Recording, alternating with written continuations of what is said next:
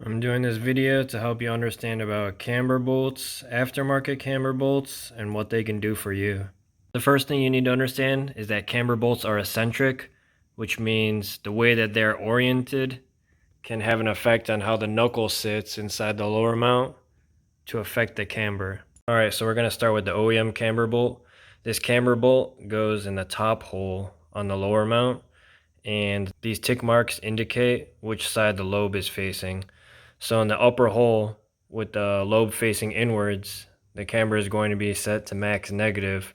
With the lobe facing outwards, the camber is going to be set to max positive. You should notice that the diameter on the edge of this bolt is not the same diameter as the head.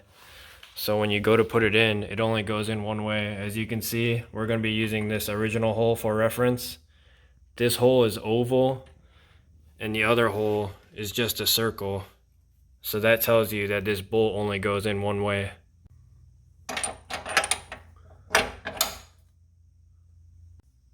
Now, once you have this in the hole, these tick marks are going to tell you what the orientation of the bolt is.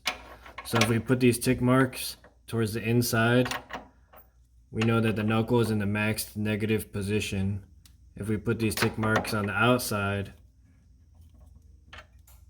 then we know that the knuckle is in the maxed positive position. So what I'm trying to show you now is the movement of this knuckle's orientation as I spin this camber bolt. As you can see, it's moving very slightly. So these OEM camber bolts are good for only a degree or two of adjustment, but it's important to know the orientation of this, because if you're trying to go for max negative camber, then you're going to want this camber bolt in the max negative position, and that goes for the upper hole with the OEM bolt. Now, one of the things you can do if you need just a little bit more camber is swap this OEM camber bolt out for an aftermarket camber bolt, which is smaller in diameter, and that smaller diameter is going to let you push this knuckle in a little bit further in the negative direction in order to help you achieve what you're going for.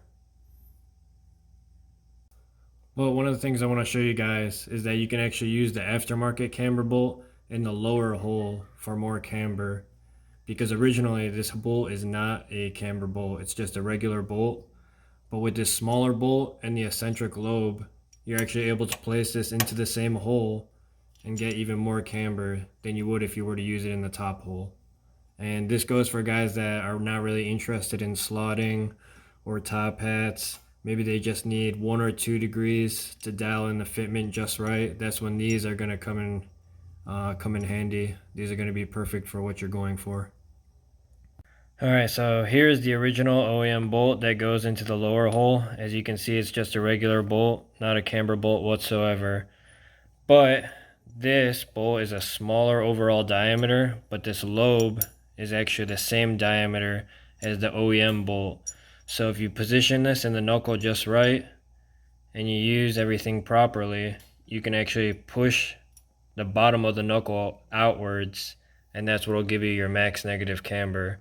And that's how you're going to get the most out of these aftermarket camber bolts. So instead of tick marks like the OEM bolt uses, this is a SPC camber bolt. It actually uses this triangle or this arrow to point towards the direction of the lobe. So that tip of the triangle without the text, that's going to point towards our lobe. And then we have this tabbed washer. This tab is going to let us know that it's opposite of the side of this little tooth that's over here. And that's going to be very important for orientation when you go to install this and before you torque everything down.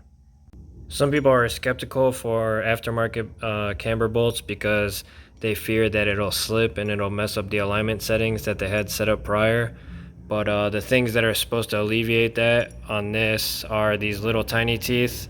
Those are designed to grab into the mount when you torque everything down, so that provides additional friction to prevent it from slipping.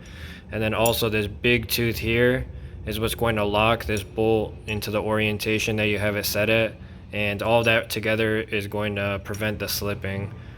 Another thing people are worried about is that since these are smaller diameter than the OEM bolts, then they are going to be inherently weaker. But if you torque everything properly And it's very important that you don't over torque this, because the more you over torque this, the more possibility you have of this shearing or breaking. And that's the last thing you want, especially on a vital part of the suspension like this. So if you install everything properly, then it's not going to slip and it's going to be perfectly fine. So that's why I'm making this video, is to show you how to properly do it and avoid all the risk that people like to run their mouths about. So fair warning, this bolt is going to be relatively frustrating to get into this lower hole, and it's probably going to take a lot of finesse. So you need to exercise a lot of patience with it. Do whatever you need to do. You can rock this knuckle back and forth to try and help it slip in. But once you get this lobed portion through, the last thing you'll have to make sure gets through is this tooth on the washer. That needs to be fully seated into the hole on the lower mount before you can make your final orientation, dial in the camber settings, and then at that point you'll be done. So the first thing you'll need to do is get this all the way in.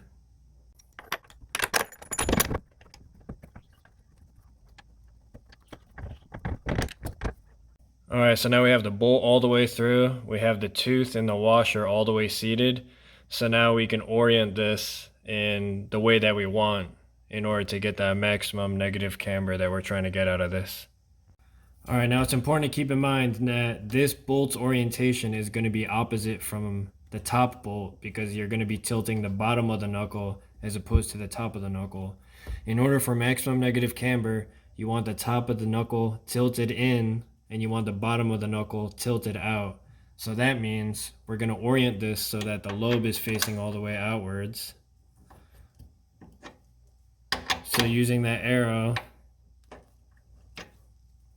we can point this outwards, and then we're going to use this tabbed washer, and we're going to place the tab on the same direction as the arrow, because the tooth is on the opposite side, and that's also going to help everything stay locked outwards.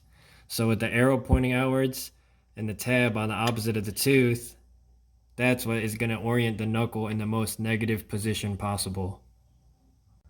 And just to reiterate for both bolts, we have the top OEM camber bolt. The tick marks are inward, tilting the top of the knuckle in. We have the aftermarket camber bolt. Arrow is pointing outwards with the tab. That's tilting the bottom of the knuckle outwards.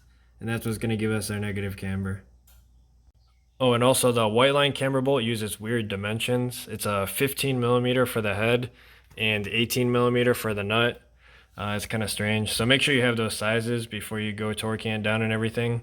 And from here, the only thing that you have to keep in mind is that you need to hold a socket over the head of the bolt so that as you're tightening the nut, it doesn't spin the orientation of the bolt at all. Once you have the orientation that you want, you need to make sure you hold it in place so that it doesn't spin.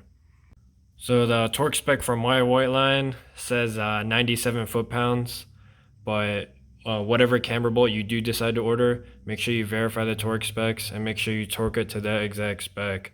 Because like I said, the last thing that you want is this bottom bolt shearing or breaking, and then your knuckle is just going to be hanging loose in the lower mount, and it's just going to be all kinds of problems.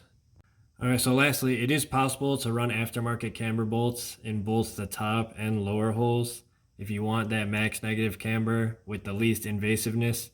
However, just keep in mind that these bolts are smaller diameter. They're not as strong as the OEM bolts. I always like to have at least one OEM bolt in place just so it has that strength and structural integrity in case anything does ever hit the fan.